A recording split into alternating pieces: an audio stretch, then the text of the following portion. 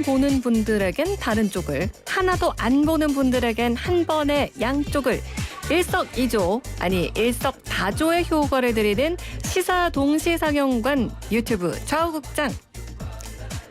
네, 유튜브 이슈를 살펴보는 좌우극장 벌써 세 번째 시간을 맞이했습니다. 뉴스원의 황덕현 기자와 함께할게요. 안녕하세요. 네, 안녕하십니까. 네, 아니 황 기자님하고 세 번째긴 하지만 벌써 한 달 반째 저희가 함께하고 있어요. 맞습니다.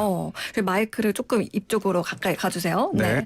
사실 저희가 이제 시작할 때는 총선을 앞두고서 유튜브에서 화제가 되는 각 진영들의 입장을 좀 들여다보고 싶어서 이 코너를 기획한 거거든요. 맞습니다.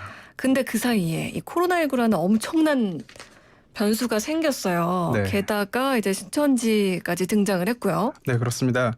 아무도 예상하지 못했던 일이 아닌가 싶은데요. 그럼에도 불구하고 총선 시기에는 가고 있습니다. 총선이 다가오면서 보수 야당은 통합도 했고, 엊그제죠. 지난 4일에는 박근혜 전 대통령의 옥중 서신이 공개되는 등 다양한 일들이 삽시간에 진행되고 있습니다. 네, 맞습니다. 때문에 우리 국민들은 그 어느 때보다도 눈과 귀를 좀 더 크게 열어야 할 그런 때가 아닌가 싶은데요. 기자님도 뭐 요즘 취재하느라 엄청 바쁘시죠? 네, 동분서주하고 있는데요. 국민 안전과 전염병 종식을 기원하면서 현장에서 일하고 있습니다. 네, 국민 안전과 전염병 종식을 기원하면서 맞습니다. 정말 기자님다운 표현인데요. 모든 기자들이 현장에서 뛰면서 비슷한 생각을 하고 있을 건데요.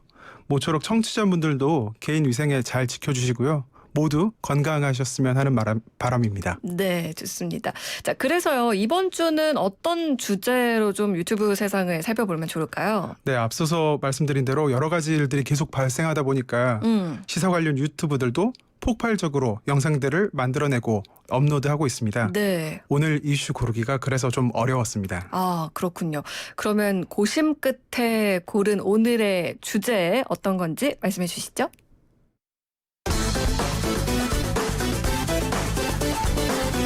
오늘의 이슈는 여당인 더불어민주당 중심의 진보 비례정당, 위성정당, 아니면 연합정당입니다.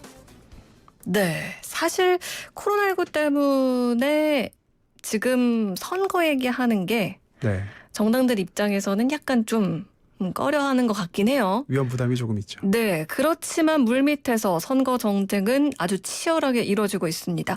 오늘 지금 3월 6일 기준으로 투표 날까지 딱 40일 남았습니다. 네. 그리고 뭐 공천 소식도 속속 들려오고요. 누가 컷오프 됐다더라. 네. 뭐 이런 기사들도 나오고 있는데 그중에서도 이번 총선에서 좀 주목받고 있는 게 차기 대권 주자 중 한 사람을 꼽히는 종로 지역의 네. 이낙연 전 총리 그리고 황교안 미래통합당 대표의 대결인데 네. 뭐 황교안 이분도 박근혜 정부 총리 출신이잖아요. 네. 두 전 총리의 맞대결이 어쨌든 가장 관심을 끌고 있죠. 네, 언론에서도 코로나19 시국 가운데서 이분 둘의 동선이라든지 선거운동 의미, 의의 같은 것들이 여러 방향으로 취재되고 보도되고 있습니다. 네. 다만 오늘은 이보다도 지난 12월 국회 본회의를 통과한 선거법 개정안 관련된 이야기를 조금 더 해볼까 합니다.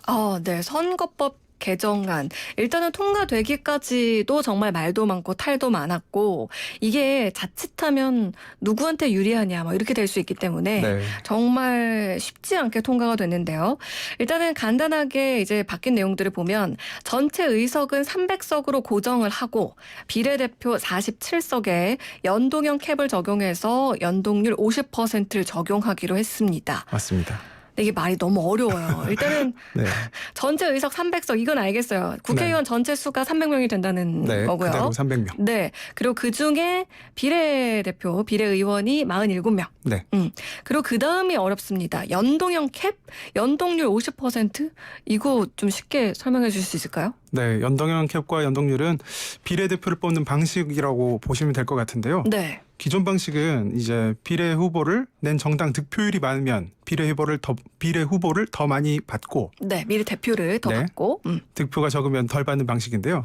이 방식에다가 지역구 당선자가 많은 당은 비례대표를 덜 가져가는 독일의 방식을 결합한 겁니다. 그러니까 지역구 당선자가 많은 당의 경우 네. 비례대표를 덜 가져간다. 이게 추가가 된 거네요. 맞습니다. 근데 이게 전체 이렇게 다 적용된 것은 아니고 네. 이런 방식으로 뽑는 비례대표는 총 비례대표 47석 중 30석, 네. 나머지 17석은 기존 방식대로 선발하게 됩니다. 그러니까 47석 가운데 47명의 비례대표 가운데 네. 이제 17명은 그대로 네. 기존대로 선발을 하고 30명 네. 정도가 이제 새로 바뀐 룰대로 이제 뽑히게 되는 건데 맞습니다. 이 30석을 어떻게 뽑는지 조금 더 자세히 얘기해 주실 수 있을까요? 네. 국회의원 선거가 끝나고 나면 정당 득표율에서 3%, 약 70만 표 정도 전후로 추정되는데 네. 이 득표율을 넘는 정당을 득표순대로 정렬합니다. 네. 이걸 국회의원 100% 연동의 의석을 계산한 뒤에 지역구 의석수를 뺀 것을 반으로 나눠서 이게 연동률 50%죠. 네. 그 비례 의석 30석에 맞게 재조정 분배하는 건데요. 네. 이렇게 되다 보니까 이 얼만큼 이 캡을 씌울 건지 얼만큼 연동률을 적용할 건지에 놓고 작년 말에 국회에서 뜨거운 이 토론과 네, 이 논쟁이 결정이 있었죠. 예. 결국 이제 연동률 50%를 하기로 이제 네. 결론이 난 건데 이제 조금 이해가 되긴 되는데 이렇게 개정안으로 바꾼 이유가 뭐죠? 이 사표 많은 국회의원 투표에서 사표들이 무척 많습니다. 특히나 이제 비례정당 투표에서 예. 사표들이 많았죠. 그러니까 퍼센트를 달성하지 못하면 그건 인정이 안 되니까요. 자, 맞습니다. 네. 근데 이제 사표를 방지해서 더 많은 국민들의 의지를 국회 원 구성에 반영하자는 건데요. 막바지까지 정당 간 이해 충돌로 좀 어수선한 감이 없지 않습니다. 네.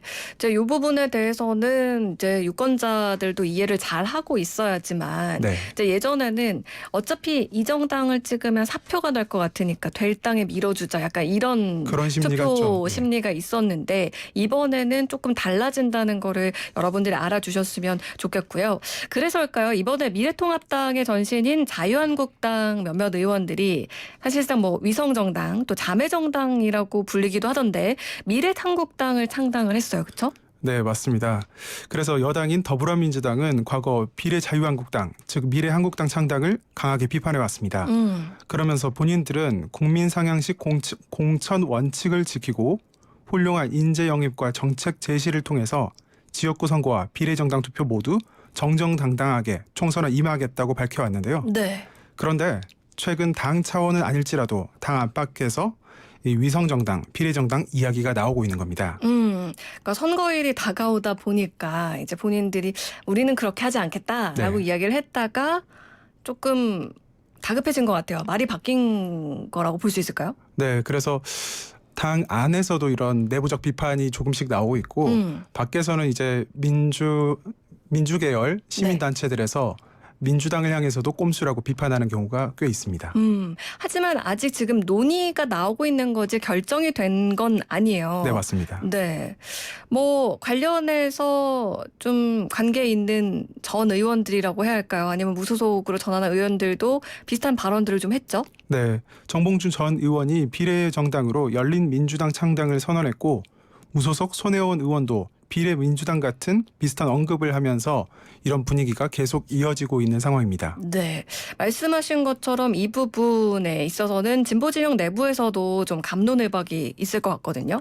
네, 거기에다 이제 정의당 등을 포함한 진보계열 비례연합정당에 대한 이야기도 나오면서 얼마 남지 않은 총선 시국은 혼란의 시계로 들어간 꼴입니다. 네. 비례정당 형태는 여러 가지가 있을 수 있습니다. 민주당 계열 의원들이 떨어져 나와서 만들 수도 있고 과거 민주당 의원이었던 전직 의원들이 참여해서 구성할 수도 있습니다.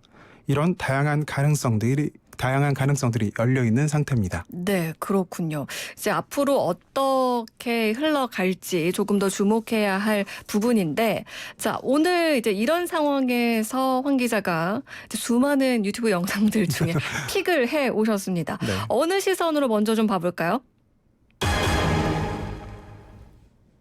그래, 결심했어. 이번 총선 과반 승리를 위해서 어쩔 수 없지. 진보 진영의 시선으로 봐보자. 네. 말씀하신 것처럼 진보 진영에서도 이제 승리를 위해서라면 어쩔 수 없는 거 아닌가라는 네. 생각으로 이 비례정당에 대한 논의를 시작을 한 것 같은데 처음으로 소개할 유튜버 영상은 뭘까요? 네, 15만 구독자를 거느린 박종철 출판사 대표이자 인터넷 영어 강사 출신 최인호 씨가 만든 최인호 TV입니다. 네. 라이브 방송을 해서 이 이야기를 풀었는데요. 3시간 길이가 넘는 실시간 영상이었습니다. 그런데도 32,000회가 가까운 조회수를 얻어서 폭발적인 인기를 얻었다고 볼 수 있겠는데요. 네. 제목은 비례정당 문제 이번 주에 결정된다. 한국 정치 참 재미있다. 웃프기도 하고 라는 제목이었습니다. 네, 진보 계열 시사 유튜브 중에 하나이기도 한데요. 네. 일단은 3시간이 넘는다 유튜브 치고는 네. 진짜 긴 분량이거든요. 네. 어떤 내용들이 좀 다뤄졌을까요? 네, 좀 살펴보느라 애를 먹긴 했는데요. 친보 계열 비례정당 경우의 수를 3가지로 나눠 보았습니다. 우선 친보 계열이 모두 참여한 연합 비례 전문 정당, 그리고 정의당이 없는 진보 계열 정당. 이분 표현에 따르면 이건 이제 민주당 들러리당이라고 말씀을 하셨고요.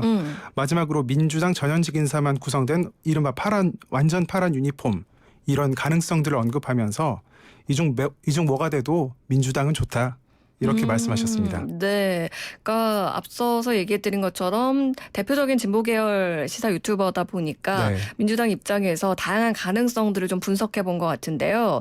정부 여당의 힘을 강화할 건지 아니면 진보 계열 전체를 두고 이런 뭐 위성 정당을 할 건지 뭐 이런 거에 대한 판단이 좀 들어간 것 같네요. 네, 최인호 씨는 비례정당을 안 만드는 민주당의 가능성도 있다고 조금 나열하기도 했는데요. 방송 중에 이 가능성은 사실 거의 없다는 듯 취소선을 더해서 눈길을 끌었습니다. 네. 그러면서 총선을 통해서 문재인 대통령 집권 후반기에 힘을 실어줘야 된다는 취지 의견을 내보냈습니다. 네. 이 영상에 대한 댓글 반응도 좀 궁금하거든요. 선거판에서 선관위가 허용한 이 내용이기 때문에 민주당에게 하지 말라는 정의당은 정신 차려라. 또 비례정당 늪에 빠진 고양이 꼴이다. 뭐 이런 비판도 있었고요. 네.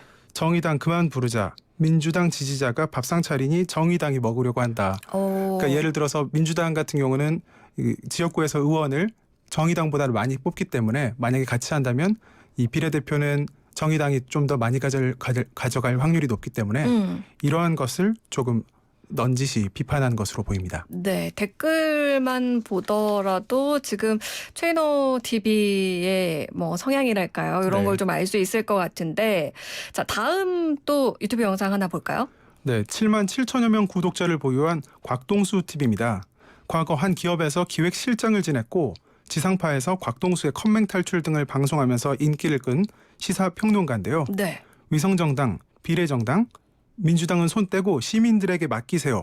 이런 영상이었습니다. 네. 7분 분량 정도인데 조회수는 2만 2천회, 댓글이 400개가량 달리면서 큰 화제성을 모은 영상입니다. 네, 앞서 소개해 주신 영상이 3시간 가량이었는데 맞습니다. 요거는 7분이라고 하셨거든요. 그만큼 길이는 좀 짧지만 임팩트가 컸다. 댓글이 많이 달렸으니까요. 네. 근데 그러다 보니까 또 어떤 내용일지 좀 궁금한데요. 이분께서는 굉장히 이렇게 이 영상을 보는 사람들에게 호소하는 듯한 말투라든지 표현을 써가면서 조금 더 격정적으로 영상을 만드셨습니다.